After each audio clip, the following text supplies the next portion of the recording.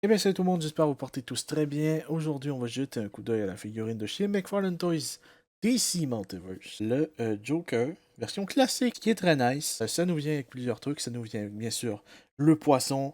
Hands up, bitch. S'en sert comme pistolet du poisson. Une main plutôt relax, qui est assez cool aussi. Une tête qui est tout simplement géniale. Voilà, j'ai rien à dire. Et puis, ça nous vient aussi. D'ailleurs, la main n'est pas habituellement mise sur la canne, mais juste tout à l'heure, je l'ai enlevé sans faire exprès.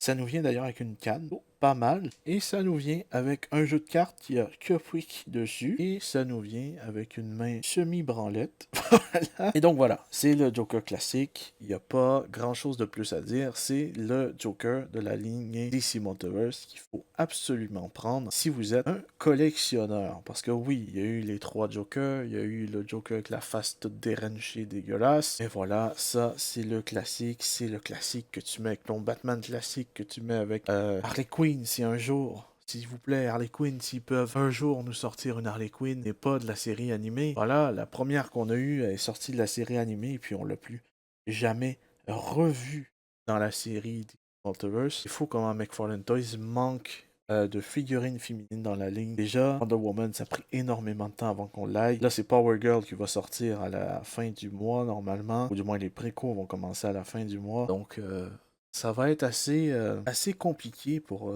avoir les autres personnages. Je pense à Zatanna. Il y a plein d'autres persos. Girl, il y a plein d'autres mondes à avoir. Et pourtant, ben, ça prend énormément de temps pour avoir des personnages féminins du côté de DC Multiverse. Mais ça, c'est toujours pareil.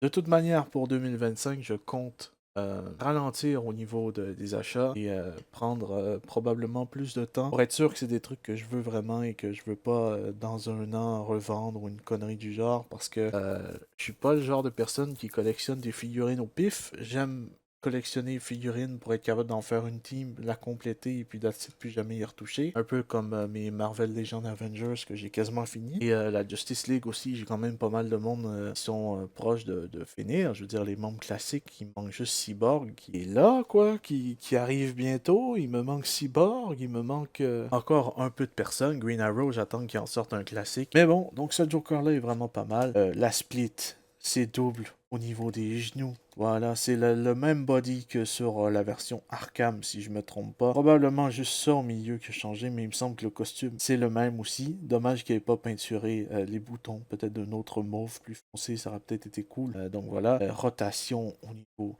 de la rotule, ça le dit dans le mot. Rotule, rotation.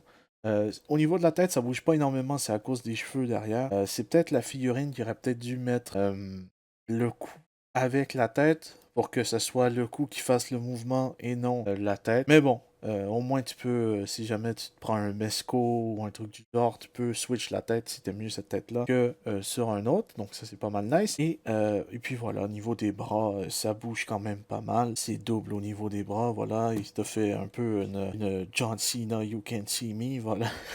Et donc oui, figurine, est-ce que je la recommande? Bien sûr, parce que pour moi, c'est ma figurine DC Multiverse 2025, 2025-2024, pardon, de l'année. Voilà, je le dis. Pour ce qui est de DC Multiverse, c'est celle-là qui m'a le plus hype quand je l'ai eu, celle-là qui rend le mieux dans mon meuble de figurines où est-ce qu'ils sont tous regroupés. Donc voilà, c'est vraiment la figurine que j'attendais le plus et j'ai pas été déçu. Donc voilà, si jamais elle vous intéresse, n'hésitez pas. Je vous la conseille. C'est pas une figurine qui va être compliquée à avoir normalement parce que c'est pas une figurine Collector Edition, c'est pas une figurine Chase Platinum, je sais plus comment ça se dit, rouge Platinum, Silver Gold, Label, je sais plus trop quoi. Donc c'est une figurine qui est normalement assez facile à avoir. Peut-être que ça peut être plus compliqué à avoir parce que c'est un personnage qui est très recherché et que c'est la première version, on va dire, classique qui sort. Mais bon, enfin bref. Il y a une version Chase aussi en noir. Bon, ça m'intéresse pas vraiment. Moi, je veux le classique mauve. Puis voilà, n'hésitez pas à me dire ce que vous pensez tout simplement en commentaire. Moi, je vous dis à la prochaine. Portez bien tout le monde.